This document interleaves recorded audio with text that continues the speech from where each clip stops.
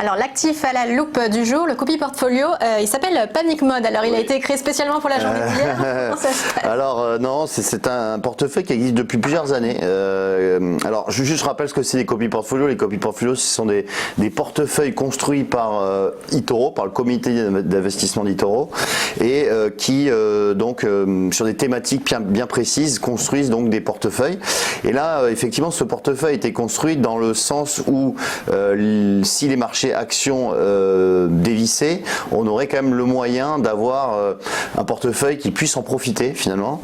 Et c'est exactement ce que représente ce Panic Mode, portefeuille Panic Mode, c'est que c'est un portefeuille qui a une stratégie alors long short comme on dit, c'est-à-dire qui va être acheteur long, c'est-à-dire long acheteur de métaux précieux et short d'indices, vendeur d'indices. Et effectivement, lorsque on a des séances comme hier où on a des phases de marché qui baissent énormément, ce portefeuille peut être très intéressant puisque si on regarde la composition du portefeuille, alors, je précise aussi qu'il est investi en ETF. Donc, les ETF, ce sont des produits qui répliquent un indice. Donc, on va voir des ETF sur l'indice américain, sur l'indice allemand et l'indice japonais.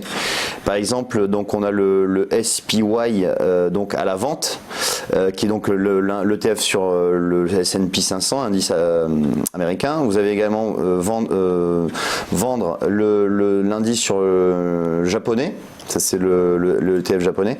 Et en revanche, vous allez, enfin le portefeuille va être acheteur d'or, de dollars et d'argent, silver, mais également deux autres ETF, c'est le TLT, c'est-à-dire c'est un ETF sur les bons de trésor américains qui lui aussi normalement monte quand les indices baissent et donc on voit que en termes de performance, eh bien c'est plutôt très bon puisque on est sur donc des performances positives sur quasiment toutes les positions.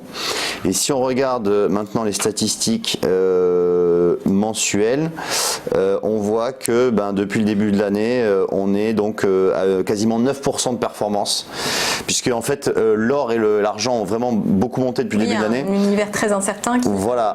Et les indices sont plutôt maintenant négatifs, mais ils étaient plutôt aux alentours de 0 depuis le début de l'année, mais on voit que le portefeuille profite vraiment de la baisse des marchés, contrairement à l'année dernière où les marchés ont fortement progressé. Eh bien le portefeuille lui a baissé assez significativement de 16%, mais c'est vraiment un portefeuille qui est performant lorsque les marchés baissent. Oui, mais est-ce qu'il accentue pas la baisse des marchés puisqu'il finalement il fait en sorte de vendre des indices? Oui, alors ça c'est vrai, mais en fait étant donné qu'il n'y a pas non plus des centaines de millions de personnes qui sont sur ce portefeuille, il n'y a pas vraiment non, ça reste marginal, mais c'est un moyen de se couvrir finalement contre la baisse des marchés. Après c'est vrai que lorsque tout le monde vend en même temps, ça provoque la baisse forcément, mais ça c'est le marché qui fonctionne de cette manière. Donc ça peut être bon dans un esprit de diversification. Voilà, tout à fait.